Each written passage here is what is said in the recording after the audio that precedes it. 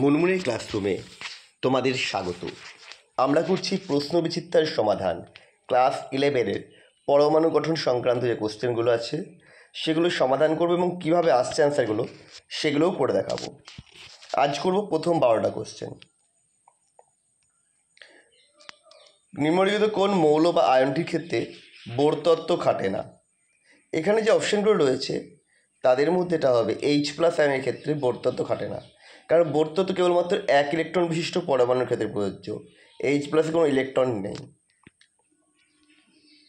nতম bore কক্ষে ইলেকট্রনের কৌণিক ভরবেগ হলো, আমরা কি জানি NH/2 পাই, এটা হবে অপশান এ।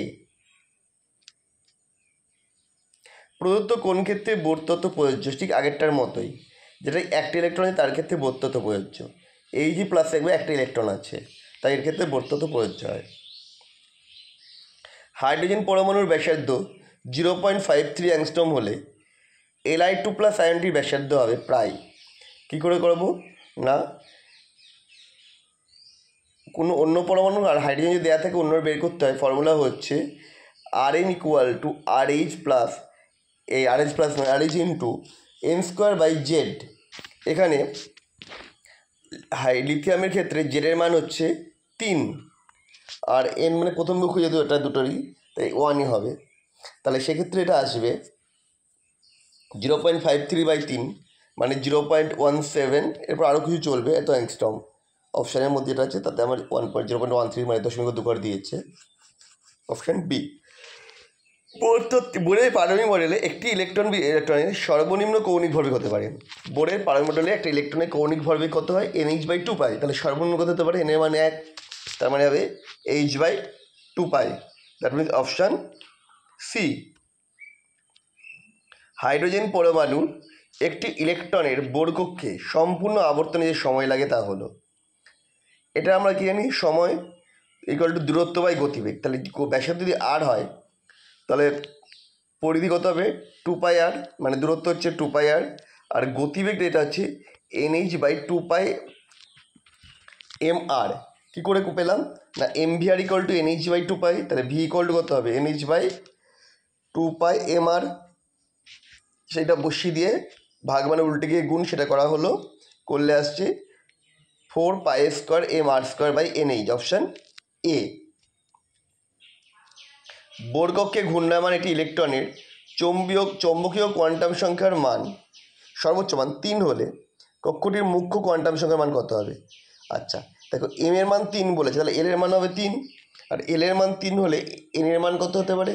মানে n-1 = 3, তাহলে n হবে 3 + 1 4, তার মানে কক্ষটির মুখ্য কোয়ান্টাম সংখ্যার সর্বোচ্চ মান হবে 4। বোরের তত্ত্ব অনুযায়ী বোরের পঞ্চম কক্ষে একটি ইলেকট্রনের কৌণিক ভরবেগ কত হবে? NH/2 পাই, তাহলে n এর মান 5, তাহলে কত হবে? 5 H/2 পাই, তার 5কে 2 দিয়ে ভাগ করে 2.5, তাহলে 2.5 H/2 পাই, অপশান ডি। একটি হাইড্রোজেন পরমাণুর প্রথম কক্ষের ব্যাসার্ধ 0.53 অ্যাংস্ট্রম, তো তৃতীয় কক্ষের ব্যাসার্ধ কত হবে? n² দিয়ে গুণ করে দিলেই হয়ে যাবে। n² মানে হচ্ছে কত? 3, তৃতীয় কক্ষ মানে 3 মানে 9, 9 দিয়ে গুণ করা মানে হচ্ছে 4.77, অত অ্যাংস্ট্রম, অপশান এ। কোনো পরমাণুর nতম কক্ষে মোট ইলেকট্রনের সংখ্যা হলো 2n²। হাইড্রোজেনের প্রথম, চতুর্থ, ষষ্ঠ কক্ষে শক্তির অনুপাতটি হলো, কী করে বের করবো?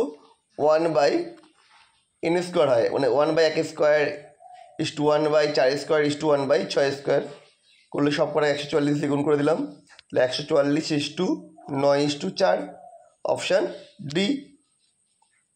ভূমিস্তরে Ag2+ আয়ন থেকে ইলেকট্রন নির্গত করতে প্রয়োজনীয় শক্তির পরিমাণ হাইড্রোজেন পরমাণুতে একটি ইলেকট্রন নির্গত করতে প্রয়োজনীয় শক্তির তুলনায় কত গুণ বেশি? দেখো, E helium/E H = Z² helium/Z²H।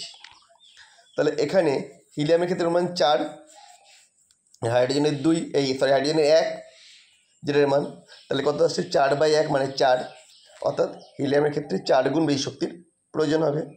That means option B. আমাদের ভিডিও তোমাদের কেমন লাগলো অবশ্যই কমেন্ট করে জানাও। আর এই ধরনের ভিডিও পেতে চ্যানেলটা সাবস্ক্রাইব করে রাখো। আবার দেখা হবে নেক্সট ভিডিওতে।